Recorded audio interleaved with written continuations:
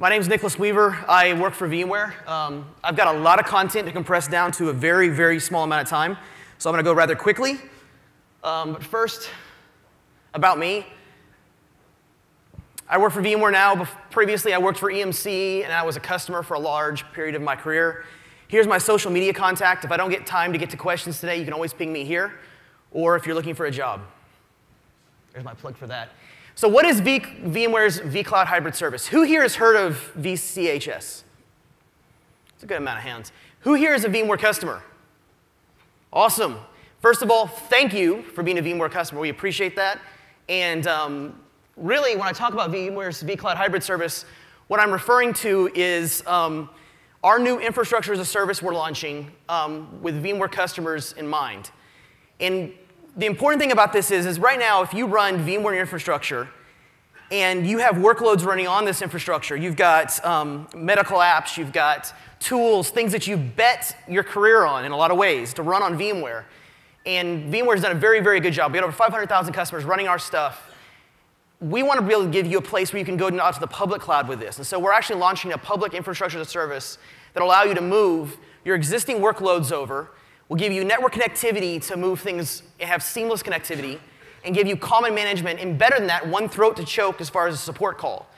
What's really great about that is if you have stuff in your infrastructure right now that runs wonderful on VMware, and you move it to our service, guess what?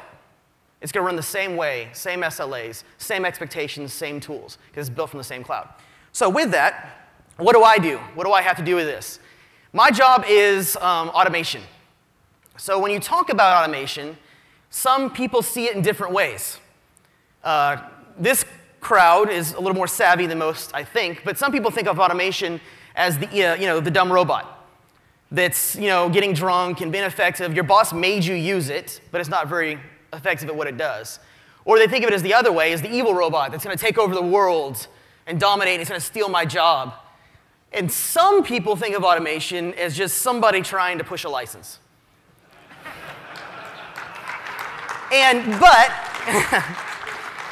But what automation actually is, and I'm a huge fan of Jez and Gene and all these guys that really help teach us what we're doing is important, why it's important. Automation is effort evolution. And what that is there is a thing we do as technologists, we enable things, right? By ourselves, I contribute nothing.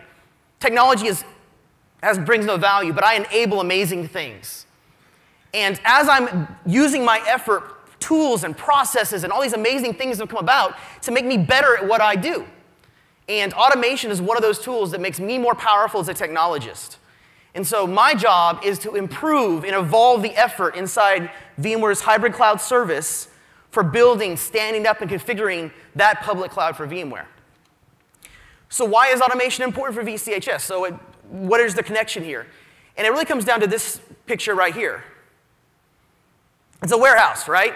So if you go to Amazon.com right now and you want to buy a book or a CD or anything, I guess MP3 would have been a better choice there. But if you want to buy something, you expect it when? Now, right now, I want this. And so there's a job to do in public cloud about getting things on the shelves just like there is in retail. So when you go to us and you say, hey, I'd like to buy an instance of your cloud service to test, to use, to migrate workloads into, you expect us to give it to you within a reasonable time frame. If it's going to take weeks or months to build, you're not going to accept that, despite how complex you're asking for. You may be asking for a gigantic environment to put a huge workload on. We still have the responsibility to deliver. So my job is to make sure we can put stuff on the shelves, whether it's so fast that it looks like it's on the shelf already, or whether I pre-stage and pool things so they're available. And there's other problems with automation solves as well. For example, VMware's vCloud hybrid service launches. We actually had an early access program, which has been phenomenal. We had a huge response to it, and it went above and beyond what we expected. But so we launch our service, and it goes crazy. You create a problem. How am I going to deploy all the clouds for these thousands and thousands and thousands of customers? How am I going to support the growth? It's okay with 100, but what happens when 1,000 people demand something in a week, or 10,000 people, or 100,000 people? Look what Amazon does with IP addresses and spinning up clouds. And that goes back to nothing stays the same as well. So inside VMware, we eat our own dog food. We use VMware tech to run all of our internal stuff, our HR platforms, our sales platforms, all this stuff runs. But there's a difference between running your own stuff and living with it and using it and eating your own dog food and putting on a dog suit. And once we go to this public cloud service, we're going to expose this service to everyone around the world. You could all buy this service. And so we're having not just eat our own dog food, but all the changes and all the features and all the great things that our core technology teams are doing, we have to put that into our platform. If it's released as something, a license you can download and buy and put in your own environment, you're going to expect it to be in the VMware hybrid service. And so my job is to make sure we can adapt to the rate of change that's required as new features come out and new requirements come out. And we're not the first. I mean, we're not going to claim we're the first to do this in public cloud. I mean, there's obviously 3 big players out there, very well respected. And each one of them has their own kind of flavor of the hamburger, right? Each one's got their little special sauce. You got your Burger King with Amazon. You've got your Whopper with Windows Azure. And you've got your Wendy's hamburger with the square patties. Rackspace like square patties, I guess. But each one of these guys has their special sauce. And it's that special sauce that is what gives them the ability to deliver public cloud. And VMware as well, with vCloud Hybrid Service, needs the special sauce in automation and interlinking. And if you notice, even with something like Rackspace, while they are public supporters of OpenStack, much of their internal stuff is still internal for a reason. Is its internal IP to deliver something that's very special, that public, very large cloud. So we need automation special sauce. And what would that automation special sauce be? Project Zombie. So what we said is, I started last year, and they said, we need an automation platform that can scale out and do some amazing things. And we realized that we needed something special for purpose. And what we said is, well, let's start and talk off with, like, what key principles do we need to follow to build this? And the 4 key principles we came up with were scale. So ultimately, this thing has got to grow and grow and grow. And I can't build something that 6 months from now, I've got to completely rewrite because I hit a limit. I got to build something that the way it's designed now is designed for the 3-year mark and the 5-year mark. So I have to build something for scale, horizontal, all the way across. I have to build something that's extensible, that I can bend and stretch and do things with, because if I can't change it 3 months from now, and I have to go through a big investment, that's really, really difficult to deal with. I've got to live with this thing. So I need to make the investment in extensibility. But more important on extensibility is I need to expose this where it doesn't channel through one group of people.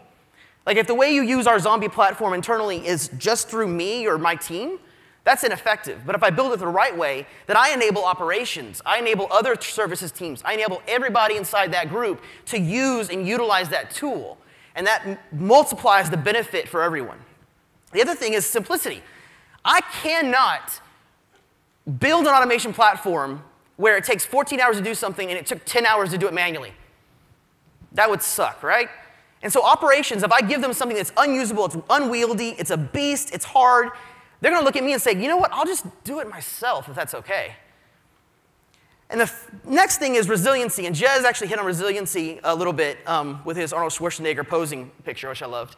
But resiliency is different from reliability. And I like to point this out when I'm talking to people that usually work in the enterprise space. Reliability is your highly tuned athlete, eats right, exercises, heart rate's perfect, blood pressure's nice and the right level, low, not too high, not too low. But you would look at them and say, yeah, that guy's going to be healthy. That guy's going to live a long time. But ultimately, that dude could drop dead. Not this guy, by the way. This guy's awesome. But like a guy like this guy could drop dead, right? You can't bet. You're betting based on the behaviors I see. I think it should stay up. It should. The difference between reliability and resiliency is, with resiliency, you expect things to go wrong. And we expect things to fail. And you accept failure, and you design systems that, OK, this could fail, but if it fails, we know what will happen. We'll just move it over to this one. We'll do this. But you plan for failure in every single thing. You can never make the assumption everything's going to stay up in any place. And that's why we call it Project Zombie, is we have tried to build an automation framework that you cannot kill. So I'm going to go over a couple of technologies we chose to use it, and then I'm going to go into the meat and potatoes of what it is. So we chose Puppet Labs as our configuration management tool. Obvious reasons, I'm up here. But more than that, Puppet had critical pieces we needed, especially with mCollective and with the already great VMware support that was out there. And there was just great alignment. There's many. We actually had the choice. So it wasn't like we had to choose Puppet. We could choose whatever we wanted. And Puppet was the right choice for what we wanted to do. I want to make sure that's clear. We also chose, for our database, global database, we actually chose Cassandra. So Zombie runs on Cassandra. We actually use Netflix's SDNX driver. We actually wrapped our own Ruby version of it, which is compatible with JRuby. We heavily use JRuby, and I get a lot of questions, why JRuby? Why not just go straight to Java? So I'm in an interesting position where I've got to do automation in a domain where there's a bunch of experts that know infrastructure, right? That don't normally code. And then I've got developers who are really good at writing services and data architects who know how to data model. And so Ruby's a nice, even middle ground where I can teach these guys who know the domain how to read this code and contribute. And these guys can read and contribute this code as well. And so I have this nice middle ground. And we use JRuby because the world runs on Java's JVM. It's stable. I've got great monitoring. I've got all kinds of great features. And JRuby's just really, really fast. Plus, I can get all the access to those beautiful Java libraries. I can use things like Java Concurrent for threading and all kinds of fun stuff. We also use RabbitMQ heavily. We've even ported, we're usually switching over to RabbitMQ for mCollective instead of ActiveMQ. But we heavily use RabbitMQ because RabbitMQ has beautiful control of the federation and the shoveling. So you can have multiple clusters all around the world and control flow and all kinds of great stuff, which is very important when you're going to deal with global data centers. So I'm going to talk about each one of the modules, two of the modules inside Zombie and illustrate what we've built. And the first one I'm going to talk about is this thing called Res. And so one of our first problems we realized was it is difficult to manage resources at a global scale. And in fact, Luke, I guess you could say Puppet, when you say Luke, but Luke referred yesterday to Puppet DB and the problem with distributed execution, distributed scale. It's a difficult problem to solve. And Res for us is our globally distributed refrigerator. So we like to think about automation like baking and cooking. So I need to have a place which knows all my resources. Where are my compute servers? Who owns the compute servers? Who owns, how are they related? What's the relationship? How many SANs are connected? How many LUNs are available in the SAN? What's the iSCSI settings? What's the target? All these configuration parameters, all these details, all this metadata about resources at a global scale, millions of resources. So we built a distributed resource management scale-out system which manages all of our resources. We have the ability to do locking. So one of the hardest problems we had to solve was we had to build our own distributed locking. So we could actually lock something and say, this belongs to this guy, and have that not get screwed up on the other side of the world. Very difficult to do, but we actually got it working. It accomplished it. It's been an awesome feature for us. And the way we do this with the hardware is we actually use nearline state managers like Razor or our storage management, which actually inventory and manage the localized resources, but then push up the status of those resources, where they are, what their state is, into Res. And then Res has a whole overlay layer of management and control on top. And Res itself is covered and has a complete REST API on top. Every single operation that happens in Res is all through REST API. And then the other module we have is something called Engine. So if Res is the refrigerator, Engine's the chef, no pun intended. And the chef is what bakes and assembles and builds all the resources together and delivers for the customer. And what we realized is in order to build these units and in order to do this automation, we had an interesting problem. We needed something that could do Puppet runs at concurrency scale. So I can't line up a single Puppet run and do a whole bunch of work on one node because I bottleneck on that. I can kind of distribute it around, but I had bottlenecking problems there. And I also had location. I need to do something in Singapore, then I need to do something over here in the same run. And it's difficult to orchestrate that, right? So we actually went and wrote our own language for this. It's an operational-based language which controls the flow and the concurrency and the way you do execution at a distributed scale. And we call it Z, Zombie Engine DSL. Now, technically, there's an abbreviation inside of our abbreviation, but we named our project Zombie, so. Anyways, this is a map right here of one of our jobs. So this is like a map of the hierarchy of what something would have to happen. What Z lets us do is it actually lets us illustrate, okay, I want to go do this. And a good example I like to use is, let's say I have 48 compute hosts. And I want to change one thing on each one of those compute hosts, right? Well, if it takes 2 minutes apiece and I decide to do all 48 of those at once, I got 96 minutes to sit there and go through each one of them and do the execution. What Z allows me to do is actually line up and go, okay, I want, for each one of these 48, distribute out the work do it. But don't go to the next step till they get all finished, but just push it out. And Zed actually lets an operation person just say in like a single line, do all this concurrent, wait, then go do all this. He doesn't even know how that magic happens. And we actually do that with Puppet and with other stuff, but it allows us to actually manage concurrency. It also gives us management of different types of execution. So we can do things, we have a plug-in model, so we can actually plug into Zed the ability to call Puppet, to call OVF tool, to call special utility tests like check for port, wait for port, all kinds of fun things. I think we got 14 or 15 different plugins we now support. And so we can actually do some crazy stuff like first push a VM out with OVF tool, then route into 2 concurrent threads. One of them starts doing some mcollective stuff, gathers some data, runs another mcollective run, then does a Puppet apply, and this one does something else. And both of these happen independent of each other, and we're waiting for the same goal, but we can actually distribute the work across multiple nodes, multiple data centers, or multiple places around the world. And we have reusability in Zed in that it's modularized at its source in a way that you can actually have a module like this where you say, hey, I want to build an add compute Zed language source that does this. It adds a compute server to a cluster. So customer's got a cloud. They want another compute server added to their cloud, right? So the source says, go get a compute from Res. So you see reserved compute. Goes and talks to Res, gets a compute server that it should be having, goes and installs it. It goes and talks to Razor, a totally different plugin, totally different thing. Comes back and then goes and talks to Puppet and says, hey, take this built server from Razor and add it.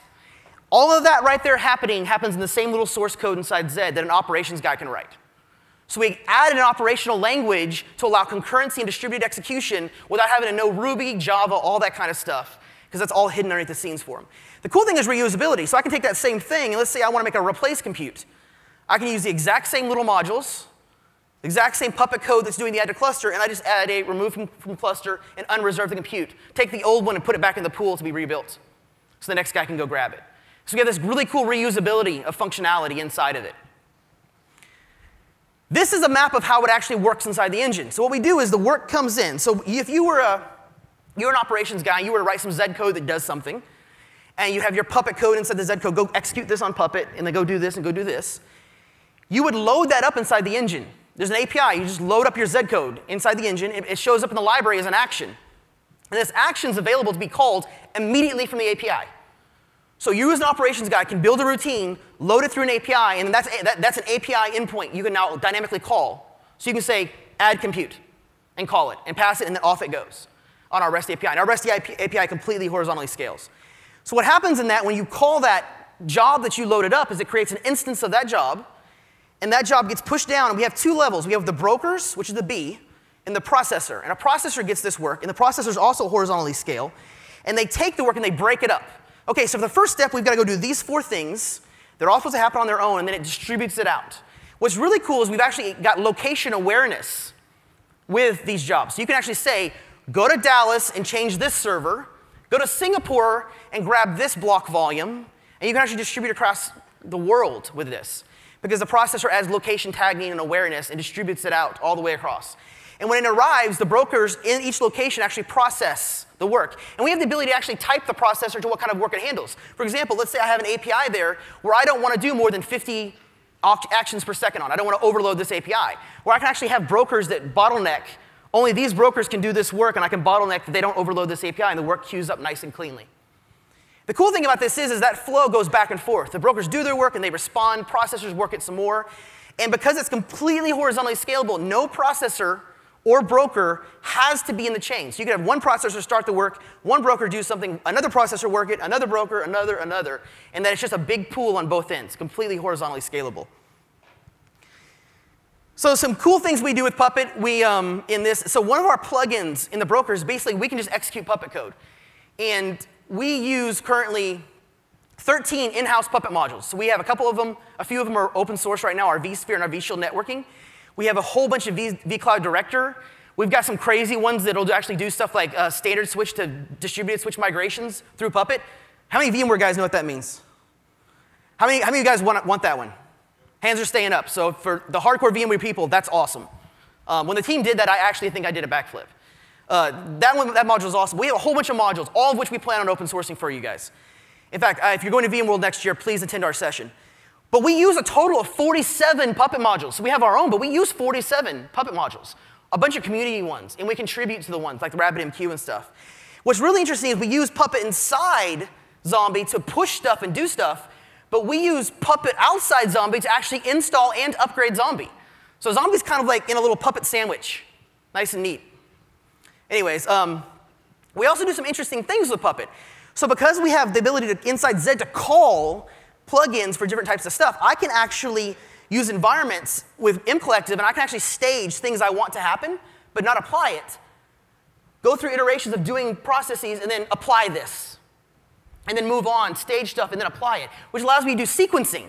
So I can stage changes up. So I can say, you know, this one vApp from VMware is awesome when it's running, but the install kind of sucks. So I kind of want to do this one stage to get this ready, apply it, get it going, then go, OK, now I want to do this to it, then get it at this stage, and then this stage, and this stage. And we can totally break that sequence up. And remember, that's all concurrent. So I can actually pull data ahead of time and distribute it out and like totally scale this out. The other cool thing we do with Zed is we actually allow for dynamic iteration. So there, you could have a module that says, hey, for each compute you give me, spawn off a new concurrent job to do this to it. A simple one is power on. So we have full power control inside Zed. You can power servers on, shut them off, whatever you want inside of Zed. You just say, power this server on. Well, you could write a Zed action which basically says, hey, for each server you give me, power it on. You can give me 1, you can give me 100, you can give me 1,000. I will spawn off 1,000 concurrent jobs, queue them correctly, manage them the right way. But if I have 1,000 brokers, I will power on 1,000 servers at one time. Whatever scale you want, because Zombie scales horizontally. So does it work? That's always the question. So if you go back to before Zombie existed, before we pushed and launched, we've been working on this for a year, it was a factory floor kind of style. There's a bunch of operations guys. When they needed to build a cloud, what do? They sat down with a 55-page manual, and they followed the steps, right? And it looks something like this. So this is an example of a type of cloud build. I'm not going to be specific on which one it is. It may not exist anymore, but it would take 72 hours, man-hours, multiple people to build this. From bare metal, compute server, nothing on it, storage array, no LUNs, bare metal, right? So just the storage array is running, and the server has power and network to it, but there's nothing on it. So nothing exists. 2, a fully built stack with public IPs, everything, done. It would take 6 days to get that done. So we launched Project Zombie, and we turned that exact same build, from that to that.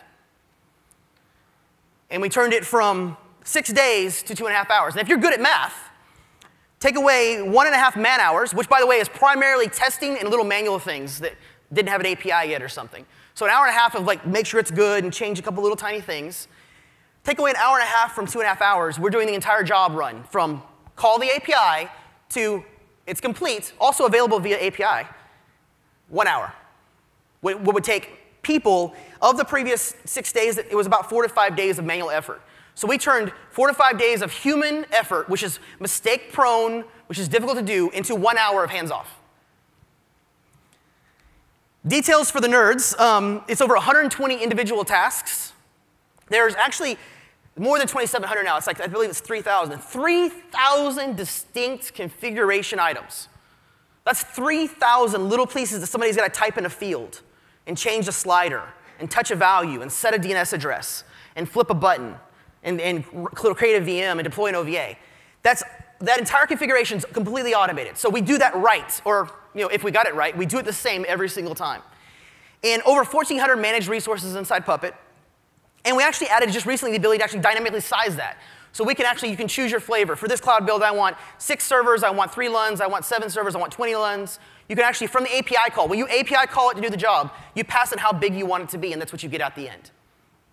And just a small list of what we control inside that single job, inside an hour, we talk to all the vCloud Director APIs, vCenter, ESXi, the EMC VNX, Razor, vShield Manager, vShield Edge, Linux, and Windows operating systems, all inside that 1 hour. All in the right order, all concurrency, all distributed. By the way, that 1 hour, a big part of that is the ability to do things ahead of other things. So yeah, it works, at least right now. So with that, what's next? Two pieces. One is internally, we have a very aggressive roadmap, and VMware really wants to deliver this service to meet all the customers' needs. And customers are giving us information on what they want as far as features. And every single piece you think about every single button click on that control panel for vCHS causes something to have to happen, right? And every time you ask for expansion and capacity. So we have a whole bunch of things to automate. But what I really want to switch over to is, if you think about it, vCHS presents you guys with a fascinating opportunity. Because unlike, I'm not going to bash other services because I like them too, but our uniqueness is you take our service and you can actually bring your own VMs. You can bring your own tools. You can bring your own licenses because it's a VMware infrastructure. Who here does Puppet runs against things that live in a VMware VM? That's a lot of hands. So who here could do VMware runs, Puppet runs against stuff in VMware on top of vCHS? Raise your hand. Same people. Because it works the same way. And Puppet will work just as well inside vCHS as it will inside your regular data center. And we're huge believers in Puppet. We're huge believers in this kind of DevOps-style technology and this automation technology. And so from the very core of our inside, I'm just wanting to say that we believe this is something we should have all the way up the stack. And in fact, to illustrate that, I'd like to invite a couple guys up on stage. I've got Matthew Lodge, who's actually our Vice President of Product Marketing and Product Management. And of course, everybody knows Luke Knies, CEO and founder of Puppet Labs. Let a round of applause.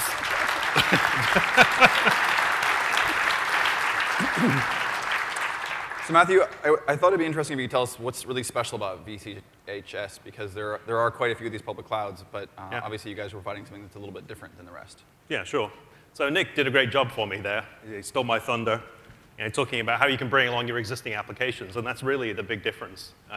What we saw happening with our customers is that public cloud's great, you get this fantastic agility, but it's a totally different operational paradigm, it's a totally different approach, and it's very difficult to bring along existing applications, particularly when you have a blend of things like packaged software, you've got stuff you wrote yourself, trying to integrate all of that and make it work and have the same operational approach. So the key thing we wanted to do with vCloud Hybrid Service is make it very easy for you to bring along, start where you are, bring along your existing applications, build the new applications, build everything together. Okay. And obviously, we were excited to see you built this with Puppet. Yeah. And I was curious, like, why Puppet and what aspects of that worked well? Yeah. I don't want to hear anything about the ones that didn't work well. Well, as Nick said, we had a choice about this, and we really wanted to go with Puppet because it solves an incredibly difficult problem for us around configuration management, right? And Nick talked about all of the configuration points. He gave that cloud build example. And so Puppet, for us, really helped us accelerate our time to market. Now, as you said, there's lots of public clouds out there. Doing a public cloud is not exactly new. What we wanted to do there is move very quickly, though. So some of those public clouds were in beta for years. We've been in beta for a period of 4 months. We're going to talk next week about general availability at VMworld. And we've got a very rapid expansion plan. So having Puppet as part of what we did as part of Zombie was incredibly important for us about the velocity in getting to market. So you guys have a small conference just down the hill. It's not quite as nice a setup as here. But, no, hotel's not quite as nice as the Fairmont. But so what's going on at VMworld? So 20,000 of our closest friends are going to be there. And me, unfortunately. But yeah, yes. You guys let me in too for some reason. But that's right, including you. And so we're going to talk next week about the partnership between what we're doing at VMware and what we're doing with Puppet. So we'll save the details for next week when we talk about that. Nick is going to be going into more detail on exactly what we're doing with you guys. So if any of you are going to be there, go to Nick's session. You can learn more about how we built out the service. All right. Thank you. Great. Thanks very much.